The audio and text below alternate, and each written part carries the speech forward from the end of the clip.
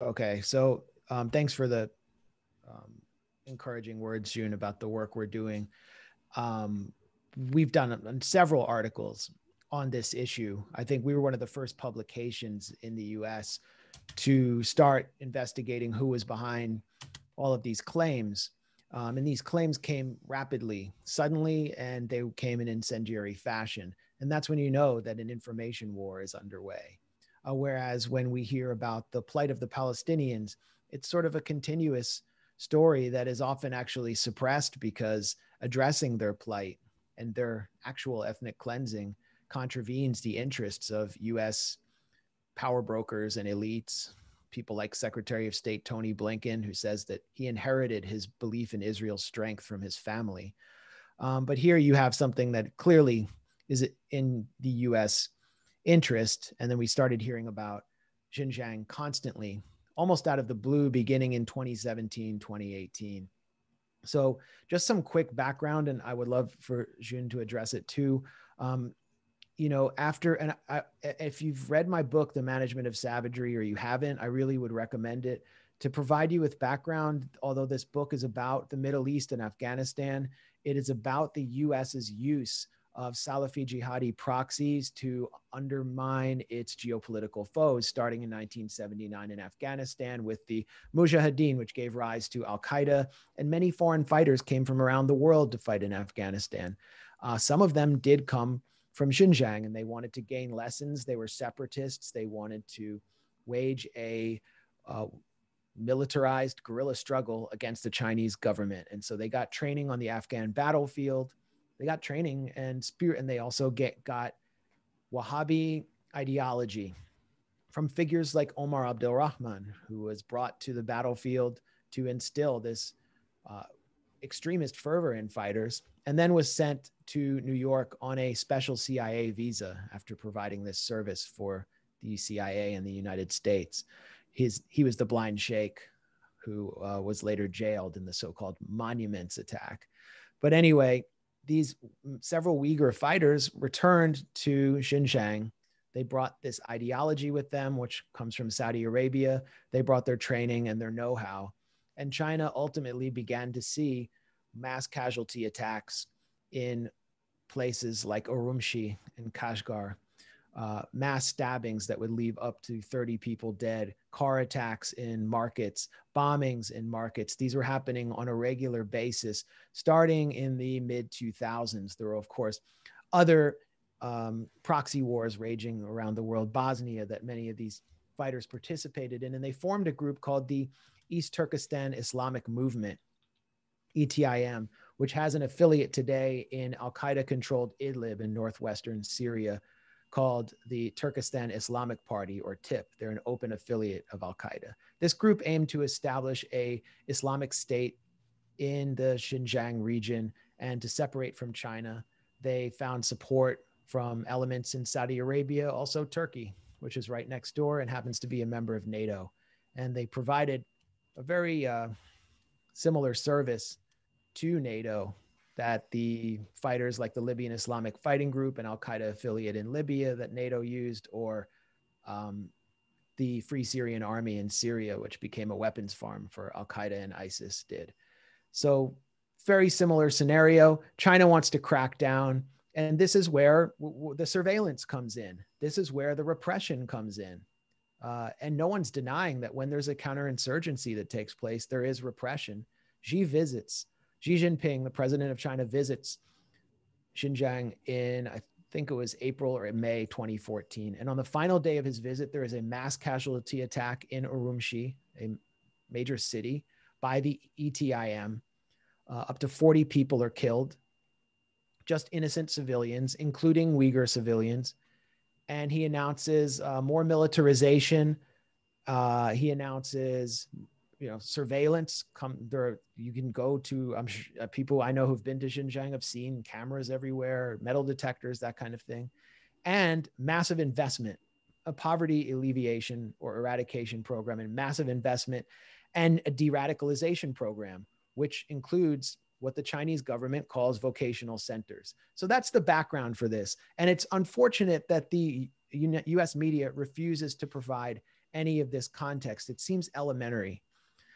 And it raises certain questions about what the United States would do in a similar situation if it had an armed separatist movement, possibly receiving foreign support, carrying out mass casualty attacks inside its territory. For example, to separate Texas from one of its states. What would the United States do? Well, this is the background.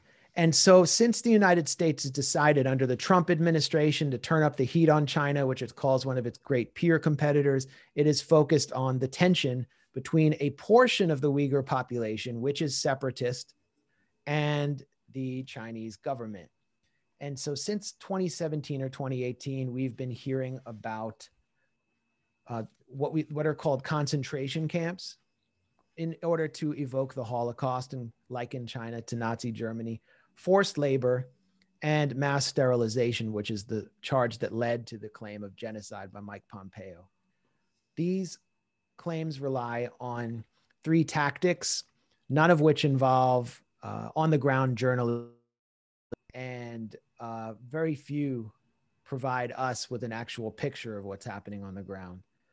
We see a lot of document leaks, and it's very rare that we actually can see the primary documents, but the New York Times or International Consortium of Investigative Journalists will have, the China cables, and it will paint a picture of a surveillance state, not unlike maybe what we see on the US-Mexico border, and with the requisite embellishment by reporters who are vehemently anti-China. Then we have exile testimony. We get a lot of testimony that it recalls what I described earlier, the testimony of Naira. These are people who are coached, who are part of exile organizations, very similar to the North Korean defectors who are paid thousands, tens of thousands of dollars by South Korean intelligence to provide testimonies and indict North Korea. Many of them have recanted their testimony, been proven false. I actually did a video laying out all the falsehoods. If you go to the Grayzone.com, our National Endowment for Democracy piece lays that out. But these organizations are sponsored by the National Endowment for Democracy, which is the US government's regime change arm. It was spun out of the CIA under Ronald Reagan. It exists to basically pay dissident movements. And it is the key sponsor of the World Uyghur Congress, which is the umbrella group responsible for all of the testimonies that we hear about what's going on in Xinjiang. It is an explicitly separatist organization with ties to the right-wing Turkish Grey Wolves. It has formed close, it began, really started making waves under the second Bush administration. It's then President Rabia Kadir, who was once one of the wealthiest women in China and is a Uyghur separatist leader. She formed close ties with George W. Bush. They became even closer to the US government under Donald Trump. And I don't know if any of you saw the video which circulated on Twitter the other day from an anti-racist rally in DC where people were out protesting anti-Asian racism. There were many Chinese people downtown in DC, Chinese Americans protesting, and a car caravan of Uyghur separatists drove by and began heckling them, chanting "Wipe out China." There were signs that said that the Communist Party of China had killed 80 million people. That car caravan was organized by the Uyghur American Association, which is an affiliate of the World Uyghur Congress, and is also sponsored by the US government, by the National Endowment for Democracy. It's very similar to the right-wing Cuban and Venezuelan exiles in Florida, which campaigned for regime change in their former countries. So that heckling of anti-racist activists was your tax dollars at work. Finally, the third tactic is the studies that we constantly hear about. A new study shows that China is has 1 million people in concentration camps, and the number fluctuates between 1 and 3 million, which would mean that anywhere from 1/12 to 1/4 of all of the entire Uyghur population in the Xinjiang Autonomous Province is in concentration camps, but somehow there are no images of that we can see. Those studies, 100% of them were conducted by Adrian Zentz or a US-backed exile organization called Chinese Human Rights Defenders. In the latter case, Chinese Human Rights Defenders, their study relied on interviews with 8 Uyghur people in the Xinjiang province. That's 8 people. And what they did was they extrapolated the population of their village out from their testimony to conjure up what they called an estimate of 1 million people. Adrian Zentz relied on a bogus study by a Uyghur separatist publication called Istiklal, which was reprinted in Newsweek Japan as his main citation for his estimate of anywhere from 150,000 to 1 million people. Then we see satellite photos. For some reason, they just can't get in there. So we see these satellite photos, which these studies are usually carried out by the Australian Strategic and Policy Institute, which is a right-wing think tank in Australia funded by the arms industry, the United States government, which through the State Department gave it $500,000 last year, the Australian Defense Ministry, and the British Foreign Office. I'm sure these are completely disinterested parties that have no interest in turning Australia into a Spartan-like bastion for waging war in the Pacific Rim and advancing the recolonization of East Asia. I'm sure they are not funding it. They're just funding it to do objective academic research. And the person conducting these studies, Nathan Ruser, who is a 20-year-old computer geek who has never been to China, well, I'm sure he's a great scholar, just like the person I mentioned before, Adrian Zentz. Adrian Zentz is responsible. If you just keep this name in mind, Z-E-N-Z, he's responsible for nearly everything you hear about Xinjiang. He is relied upon as the Xinjiang scholar who tells you that China is committing genocide. And Zentz happens to be someone who is a fundamentalist right-wing Christian who believes that socialism is satanic. He, before writing anything about Xinjiang, co-authored a book called Worthy to Escape, Why All Believers Will Not Be Raptured Before the Tribulation. This is very relevant because China is a socialist-oriented secular country that someone like Adrian Zentz sees as part of the Antichrist. And Adrian Zentz not only believes that socialism is satanic, he has argued in his book that hate crime and anti-discrimination laws will likely play a role in the suppression of biblical Christianity. I'm quoting from him. He is opposed to laws that forbid employers to discriminate based on gender or sexual orientations. That's a quote from his book. And he has attacked countries that ban the physical punishment of children. He's called for what he calls scriptural spanking. I can go on and on with his obscurantist right-wing views, but it's important to know that someone like that doesn't believe in birth control. They believe birth control is satanic. Contraception is satanic. Abortion is satanic. So that influences his view of everything that's taking place in China, where 1 billion condoms are distributed every year by the Chinese government, where there is a family planning policy that previously exempted Uyghurs and Tibetan and members of the Tibetan minority, and which applied only to Han Chinese, and which has resulted in a population decline across the board. So Zentz's, I mean, I guess I should speed up here, but Zentz's most consequential study accused China of forced sterilization. His study, I encourage everyone to read it because our media doesn't read it, and our media doesn't tell you that their main expert on this issue is a fundamentalist fanatic.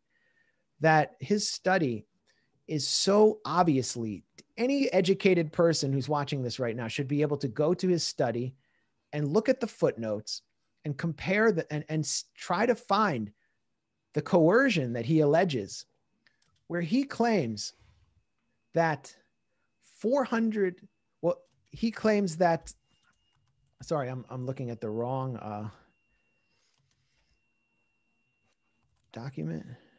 He claims that 80% of all net added IUD placements in China were performed in Xinjiang, despite the fact that the region makes up only 2% of the nation's population. And he consistently links free healthcare and poverty eradication measures with coercion to take birth control. If you look at it, and then you look for his footnotes, and then you examine his footnotes as we did, he points to Chinese government statistics in the Chinese Statistical Yearbook, for example. And So we looked at it. We tried it translated. It's published by the National Health Commission. This is one of Zentz's major claims. And we found that the number of new IUD insertion procedures in Xinjiang in 2018 accounted for only 8.7% of China's total. So his major finding appeared to be off by a factor of 10, which is a staggering error that undermines the entire explosive quality of his argument. But again, the media isn't investigating. They're not looking for footnotes. They want to believe this. And so do his employers. Who employs this character? The Victims of Communism Memorial Foundation is Zentz's main employer in Washington. This is a right-wing, anti-communist think tank that cultivates exiles who want to denounce the governments of countries where the US seeks regime change. They're funded primarily by the right-wing Polish government and business interests.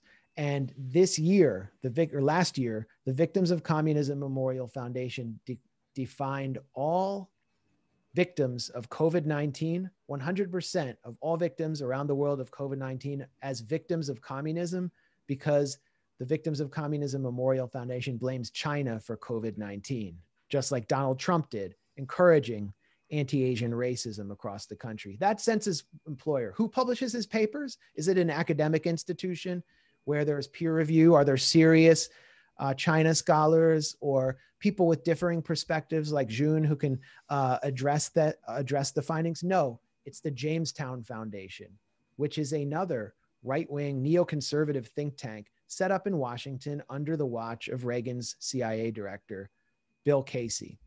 So I have a way we can sort of settle this, because no one's able to prove genocide except through these bogus studies and dubious exile testimony, which I can go into as well, the specifics.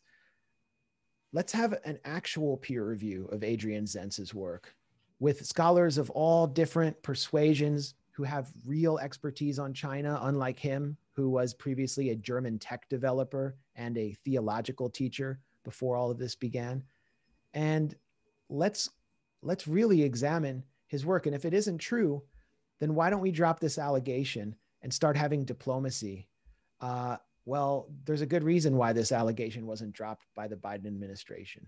And that's because China is developing according to its own national interests. And as soon as China finds a Boris Yeltsin to lead it, who wants to do whatever the United States wants, and allows his country to become balkanized and neoliberalized, then the US will happily drop that allegation.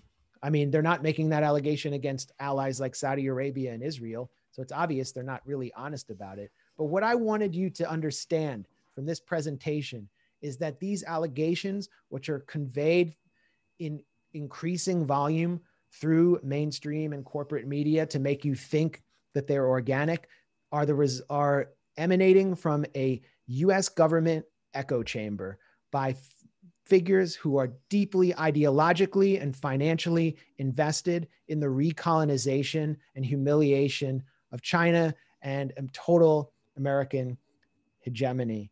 And I mean, I could go on and on and on about this. Yeah, I do want to give but I will stop